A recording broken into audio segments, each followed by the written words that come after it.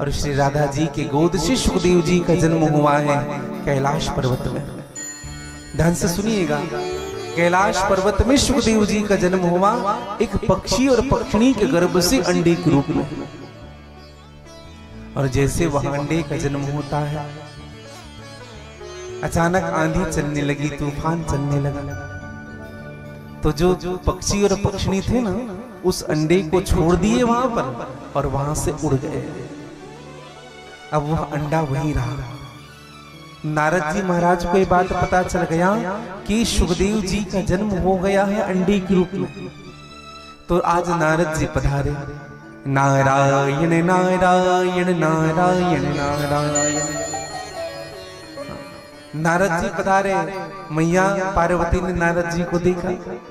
अच्छा, नारद जी एक विचित्र संत है। नारद जी कौन है बताएं आपको? नारम ज्ञानम ददाति इति नारदा, जो हमको ज्ञान देता हो वो नारद है। दूसरी दृष्टि में अगर देखें तो नारम अज्ञानम दधिखंडिति इति नारदा, जो हमारे अज्ञान का खंडन करे वो नारद है। और तीसरी दृष्टि में अगर देखें तो नारद कौन है? नारद, जिनकी बातें कभी झूठी नहीं होती, वो नारद है। अच्छा, कुछ लोग ना नारद जी को बदनाम करके रखे। कोई चुगली करने वाले आ जाए ना घर में, कोई चारी करने वाले, पक्का नारद है। अरे नारद जी भगवान को क्यों इतना बदनाम करते? देखो, नारद जी ऐसे हैं जिनके यहाँ कभी झगड़ा नहीं हो रहा वहां जाकर के झगड़ा कराते हैं, और जिनके यहाँ झगड़ा हो रहा वहां जाकर के हमेशा के लिए झगड़ा बंद करा दे, वो नारद। और नारद जी अगर झगड़ा करा भी रहे हैं ना तो उसमें घर का कल्याण है, समझिएगा। हाँ, इसलिए जीवन में नारद कौन है? एक दृष्टि से नारदो देव दर्शन, जिनको नारद के दर्शन हुए उनको भगवान के दर्शन होने में विलंब नहीं हुआ। और आज मैया पार्वती के सन्मुख आए। अच्छा, एक और बात बताएं आपको, नारद जी लक्ष्मी और नारायण में झगड़ा करा चुके थे। हाँ, ब्रह्मा जी और ब्रह्माणी में झगड़ा करा चुके थे। बच गए थे भगवान शिव जी और मैया पार्वती, यहां भी आए। और नारद जी जब आए तो मैया ने हाथ जोड़ करके स्वागत किया, आओ नारद, स्वागत है आपका। नारद ने कहा कि मैया धन्य है, आपके दर्शन हुए। कहाँ है प्रभु? भूत भावन आशुतोष कहाँ है? कहा नारद, अभी हमारे बाबा जी, हमारे स्वामी जी, भगवान शिव जी गुफे के अंदर बैठ करके तप कर रहे हैं। नारद जी ने कहा कि मैया बढ़िया है, अच्छा है। मैया पार्वती ने कहा कि नारद, लेकिन तुम बहुत दिन में आए हो, आजकल आना जाना बंद कर दिया क्या तुमने? नारद जी ने कहा कि मैया आजकल आना जाना बंद करने के पीछे कारण ही यही है, लोगों का प्रेम कम होने लगा है, इसलिए मैं कहीं नहीं जाता मैया। पूरी दुनिया स्वार्थी है मैया, स्वार्थ लाभ करे सब प्रीति, सुर नर मुनि सबकी यही रीति, सब स्वार्थ से प्रेम करते हैं मैया। अच्छा, आप लोग भी एक बात बताएं आपको, पहले हम किसी के यहाँ मेहमान बन करके जाते थे, तो मेहमान जब जाते थे ना, तो मेहमान जब जाता था तो जिस दिन जाता था उस दिन रुकता तो जरूर था कि नहीं? अच्छा, कई घर ऐसे भी होते थे जहां लोग 5-5, 7-7 दिन रुकते थे कि नहीं? लोग मामा जी के यहाँ जाते थे, नाना जी के यहाँ जाते थे, या ऐसे व्यक्ति के यहाँ जाते थे तो रुकते थे। लेकिन आजकल रुकते नहीं कोई। हाँ, आजकल जैसे जाएंगे ना, हाँ भैया, जैसे शादी का कार्यक्रम हो, चेहरा दिखाना है और तुरंत आना है। हाँ, आजकल प्रेम नहीं रहा। हाँ, स्वागत करने वाले भी आजकल वैसे ही रहे। हाँ, स्वागत कोई करता है ना तो विचार करता है ये जल्दी चला जाए, खाए पिए और खिसके, ज्यादा देर तक मत रहे घर में। हाँ, अतिथि को ही आजकल ना लोग बोझ समझते हैं। अच्छा, लेकिन अतिथि बनकर रहे तो ठीक है। अच्छा, अतिथि का मतलब क्या होता है बताएं आपको? जिनकी आने की कोई तिथि ना हो, बिना बताए जो घर आ जाए वही अतिथि। और कभी कभी अधिक दिन अतिथि रह जाए ना तो अतिथि तुम कब जाओगे, ऐसा होता है। बोल तो नहीं सकते। एक घटना हम आपको सच्ची घटना बताएं। एक जगह अतिथि आए हुए थे। अब अतिथि 1 दिन रुके, 2 दिन रुके तो समझ आए, वो तो 20 दिन रुक गए। और ऐसा अतिथि था जो खाता बहुत था, खूब खाए, आधा किलो चावल एक बार में खा जाए। अब तो घर वाले बड़े परेशान। राशन, जो राशन 1 महीने चलती थी वो 15 दिन में समाप्त हो गया। अब विचार करने लगे अब अतिथि को बोले भी कैसे जाने के लिए। तो पति पत्नी ने एक तरकीब सोचा। पति पत्नी ने क्या तरकीब सोचा? पति विचार करने लगे, कहा देखो भाग्यवान, मैं तुम्हें झूठ मूठ कर डांटूंगा और तुम झूठ मूठ के रोना। और डांटने का कारण क्या होगा बताएं? मैं तुम्हें कहूंगा जाओ भोजन बनाओ और तुम किचन के अंदर जा करके, भंडारण में जा करके बर्तन को पटकना शुरू करना। और जब मैं पूछूं बर्तन क्यों पटक रहे हो तो कुछ हो तब तो कुछ बनाए। महीने भर का राशन 15 दिन में खत्म हो जाता है। बस इतना ही कहना, काम हम बना लेंगे। अब जैसे सुबह सुबह उठे, अतिथि को चाय दिए थे, अतिथि बैठे हुए। अब इतने में कहा एक काम करो भाग्यवान, जाओ आज पूड़ी और खीर निकाल दो, खीर पूड़ी बना दो। अब उनकी पत्नी अपने भंडारण में गई, किचन में गई और बर्तन पटकना शुरू। पति ने कहा क्या हो गया, क्यों पटक रहे हो? कहा कुछ रहे तब तो बनाए, न शक्कर है न दूध है, अन्न भी खत्म हो रहे हैं, आटे भी खत्म हो रहे हैं, तेल भी कम हो गया। जो राशन महीने भर चलना चाहिए था वो राशन 15 ही दिन चल रहा है। और लोगों को बुलाओ खिलाने के लिए। अतिथि को बड़ा बुरा लगा। अतिथि ने कहा भाई अच्छा ठीक है, हम चाय पी के जा रहे हैं। अब ये जो घर वाला था उन्होंने रोका भी नहीं उनको। अच्छा ठीक है। अब वो जब जाने लगे तो दर्शन करिएगा, जब जाने लगे तो उनकी पत्नी रो रही थी। अब जैसे अतिथि को बाहर तक छोड़ करके आए, दरवाजा बंद किया। अभी दोनों की दोनों लड़ रहे थे, उनकी पत्नी रो रही थी, अब दोनों का हंसना शुरू। देखो ये तरकीब काम आ गया, अतिथि चला गया। अरे अरे तो चुप तो हो जा, तो क्यों रो रही है? हम तो झूठ मूठ के डांट रहे थे तुम्हें। हाँ हम तो मजाक कर रहे थे। हाँ झूठ मूठ के डांट रहे थे। इतने में दरवाजा कोई ने खटखटाया और जैसे दरवाजा खोला वही अतिथि। अतिथि से कहा भैया हाँ कैसे, हम भी झूठ मूठ के ही गए थे। तो कभी कभी ना हमारी तरकीब काम नहीं आती जीवन में। लेकिन आजकल लोगों का आना जाना बहुत कम हो गया है, बहुत कम। स्वार्थ लाभ करे सब प्रीति। तुलसीदास कह गए सभी से, ऐसा कलयुग आएगा, स्वार्थ में ही जिएगा मानो, स्वार्थ में मर जाएगा। स्वार्थ से ही जीवन है। बिना स्वार्थ के कोई किसी से फोन तक नहीं करता है। भैया प्रेम तो बहुत दूर की बात ले लो। कोई किसी को फोन भी करता है ना तो बिना कारण के फोन नहीं करता। कोई आपका हाल चाल भी पूछेगा ना, मैं सत्य कहूँ आपको, कोई फोन करके पूछेगा हाँ भैया कैसे हो, सब बढ़िया है, तबीयत ठीक है, सब ठीक है कि नहीं, उसके बाद 2 मिनट के बाद फिर मुद्दे में आएगा। ये सब व्यर्थ की बातें, कोई किसी को याद नहीं करता है। बिना स्वार्थ के कोई किसी को प्रेम नहीं करता। आज नारद जी ने कहा कि मैया सत्य कहूं मां, दुनिया स्वार्थी है। यहाँ तो पिता को पुत्र से, पुत्र को पिता से स्वार्थ है मां। यहाँ तो भाई भाई में स्वार्थ है मां। हाँ आजकल अपना कौन होता है? जब तक स्वार्थ की सिद्धि हो रही है तब तक लोग आपके साथ जुड़े रहेंगे, और जैसे ही स्वार्थ की सिद्धि हो गई लोग आपसे दूर हो जाएंगे। जब तक जेब गर्म है तब तक परिवार वाले भी आसपास नजर आएंगे, और जैसे जेब खाली होगा परिवार वाले भी साथ छोड़ देंगे। अपना साथ छोड़ देता है, दूसरे तो बहुत दूर की बात है, समझिएगा। हाँ। आज नारद जी ने कहा कि मां पति पत्नी में भी स्वार्थ है। अच्छे से बैठ जाओ बेटा, पैर को ठीक से करके बैठो। पति पत्नी में भी स्वार्थ है।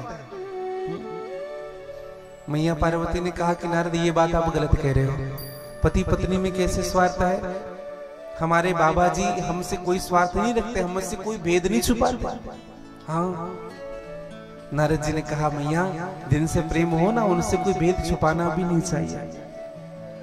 तब तो हमारे आशुतोष भगवान शिव जी आपको यह भी बताते होंगे मैया, उनके गले में जो माला है नारी मुंड की, वो किसकी है, यह भी बताया होगा। मैया पार्वती ने कहा यह तो नहीं बताया। नारद जी ने कहा तो क्या खाक प्रेम करते हैं आपसे? जिनको 24 घंटे गले में लटका करके रख रहे हैं, उनको भी नहीं बताया कौन सी स्त्री की है, क्या प्रेम है आपसे? बस इतना ही कहा नारद जी,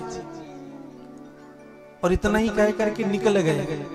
रास्ते में भगवान शिव जी मिले। भगवान शिव जी रास्ते से आ रहे थे, प्रणाम किया। नारद जी ने कहा, बोले प्रभु कृपा करना। बोले कैसे कृपा? मैया ने जल्दी याद किया है, जाओ। भगवान शिव जी समझ गए नारद जी आग लगा करके आ गए और हम जाएंगे तो हे भगवान अब क्या होगा। और सच में गलत हुआ।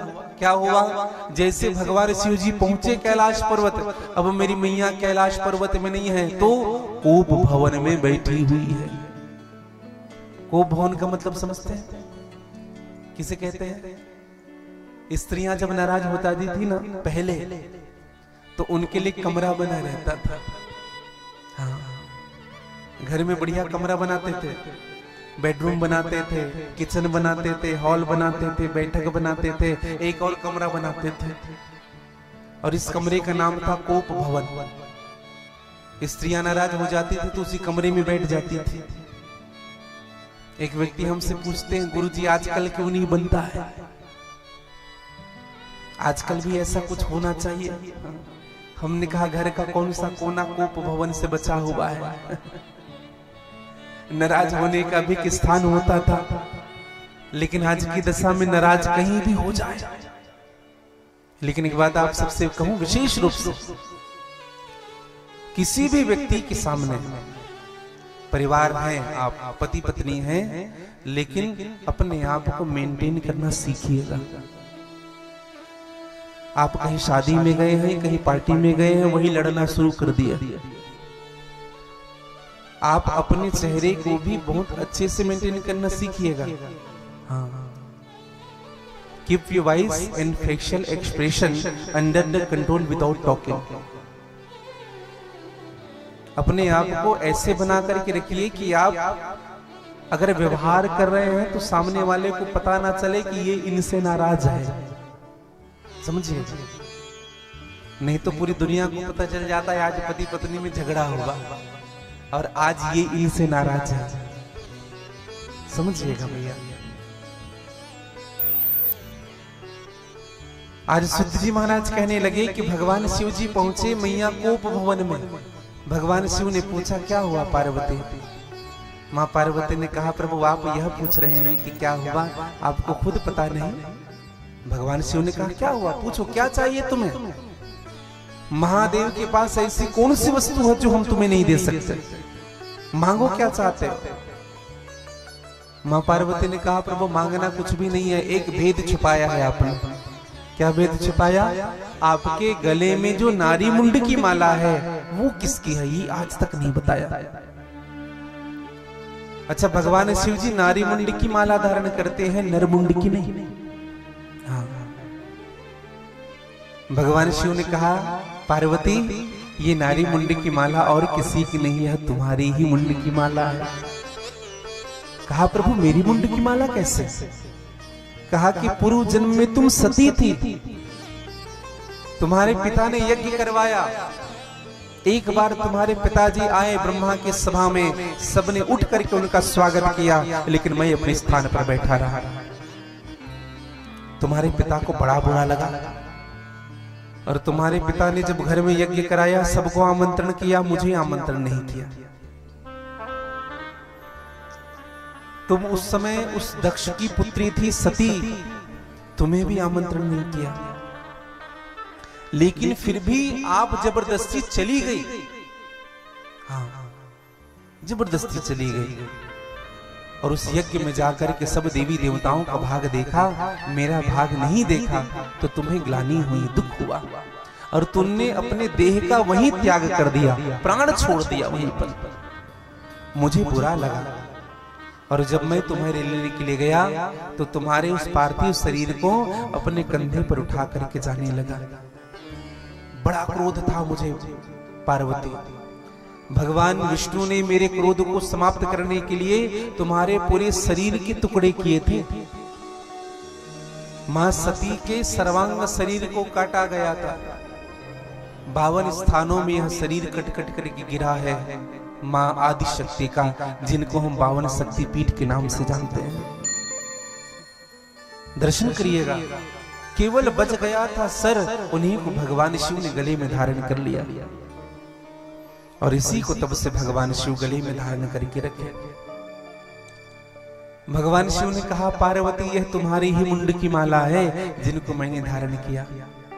मां पार्वती ने कहा, प्रभु हम मर जाते हैं, आप जीवित रहते हो, आप अमर हैं प्रभु, और हम मर जा रहे हैं, जबकि हम आपकी पत्नी हैं, हमें भी अमर होना चाहिए ना। भगवान शिव ने कहा, मैं अमर हूं देवी, इसलिए अमर हूं क्योंकि मैं भगवान की अमर कथा सुनता हूं। मां पार्वती ने कहा, प्रभु फिर हमें भी भगवान की अमर कथा सुनाइए, हम भी भगवान की उस अमर कथा को श्रवण करके अमर होना चाहते हैं। पति अमर है, पत्नी अगर अमर नहीं है तो ये उचित नहीं है प्रभु, इसलिए हमें कथा सुनाइए। भगवान शिव ने कहा कि चलो, और भगवान शिव ने अमर कथा सुनाया। और ये भगवान शिव की कथा क्या है?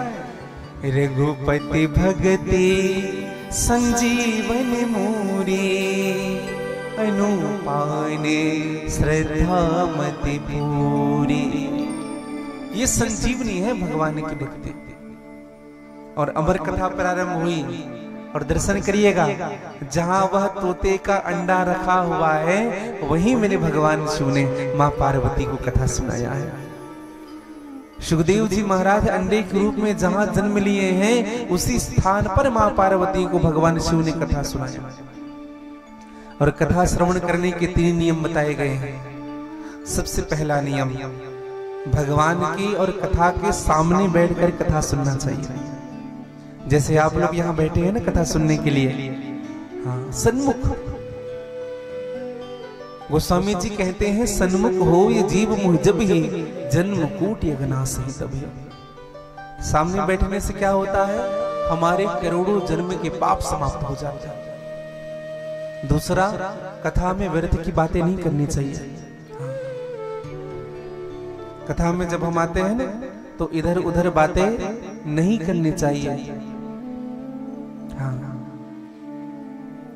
और जब हम कथा में आते हैं ना तो तीसरा महत्वपूर्ण बात, सोना नहीं चाहिए। ये 3 बात हमें याद रखनी चाहिए। और कथा वहीं प्रारंभ हुई जहां तोते का अंडा रखा हुआ है। पहले दिन की कथा हुई है। हाँ, और कथा का प्रभाव क्या हुआ? पहले दिन का कथा हुआ और कथा के प्रभाव से उस तोते के अंडे में प्राण आ गए और तोते का अंडा दूसरे दिन फूट भी गया। और तीसरे दिन कथा चलने लगी तो तोता भी कथा सुन रहा है मां पार्वती के साथ। और दर्शन करिएगा, जब चौथा दिन की कथा जब हुआ तो भगवान शिव मां पार्वती से कहने लगे कि पार्वती, उद्धव जी ने भगवान श्री कृष्ण से प्रश्न किया। उद्धव जी ने कहा, प्रभु ज्ञान भक्ति और वैराग्य की परिभाषा क्या होती है? त्याग किसे कहते हैं? समर्पण किसे कहते हैं? ये बात हमें बताइए। और दर्शन करिएगा, ज्ञान मार्ग की प्रसंग प्रारंभ हुई ही थी कि मैया पार्वती को नींद आ गया। नींद, मैया पार्वती जी सो गई। अच्छा, आप कभी कभी देखेंगे लोगों को कथा में नींद आता है। ये नींद क्यों आता है बताएं आपको? दरअसल ये नींद कोई साधारण नहीं है, ये निद्रा देवी है। यह भी एक देवी है जिनका नाम है निद्रा देवी। अभी निद्रा देवी कौन थी बताएं आपको? कुंभकर्ण की पत्नी थी निद्रा देवी। हाँ, कुंभकर्ण जानते हैं, रावण का भाई कुंभकर्ण, उनकी पत्नी। जब भगवान राम ने कुंभकर्ण को मारा ना, तो निद्रा देवी आ गई। निद्रा देवी ने कहा, प्रभु आपने हमारे पति को समाप्त कर दिया, आपने अच्छा नहीं किया। भगवान ने कहा, धर्म के लिए मैंने जन्म लिया है? और इस दुष्ट को मारना ही धर्म होगा। समाप्त हो गया ये दुष्ट। अधर्मी का साथ देने वाला भी अधर्मी होता है। निद्रा देवी जैसे कहा, एक काम करो देवी, तुम्हें कुछ मांगना है तो मांग लो। निद्रा देवी ने हाथ जोड़कर कहा, प्रभु एक वरदान दो। क्या? जहां जहां आपकी कथा होती है वहां वहां मैं स्थान पाऊं, वहां मुझे एंट्री मिलना चाहिए जहां जहां आपकी कथा होती है। भगवान ने कहा, ठीक है, एंट्री तो मिलेगी, रहोगे तो, लेकिन एक बात का ध्यान रखना, जिनका मन कथा में नहीं रहेगा उन्हीं को तुम सताना, उन्हीं की खोपड़ी में आकर के बैठ जाना। इसलिए भगवान की कथा में जिनका मन नहीं रहता ना, उन्हीं को नींद आती है। एक जगह तो कथा चल रही थी, क्या बताएं, आंख तो बंद था, मुंह खुला था। हाँ, कुछ लोग सोते भी वैसे ही हैं। आंख बंद है, मुंह खुला है। बार बार जब कथा होती तो उधर ही ध्यान जाता था। हमें हंसी भी खूब आती थी। और जैसे उनको बगल वाला उठा देना, देख पंडित जी देख रहे हैं, तो फिर मुंह बंद करते थे, आंख खोलते थे। थोड़ी देर फिर से आंख बंद होता था, फिर मुंह खुलता था। तो ऐसी कथा ना हो, नींद ना हो। लेकिन मां पार्वती को नींद आ गया। अब दर्शन करिएगा, नींद आ गया भैया। हम दरअसल यहाँ जागने बैठे हैं, सोने नहीं बैठे। कबीरदास जी कहते हैं, कबीरा सोया क्या करे, जाग के जपो मुरार। एक दिना है सोना लंबे पांव पसार। एक दिन तो सबको सोना है जीवन में, और हमेशा के लिए सोना है। इसलिए कम से कम भगवान की कथा में बैठे तो जागते रहो। हाँ, उठ जाग मुसाफिर भोर भई, अब रहन कहां तू सोवत है। जो सोवत है वो खोवत है, जो जागत है सो पावत है। इसलिए हमको पाना है, प्राप्त करना है, और हम सब यहाँ प्राप्त करने ही बैठे हैं।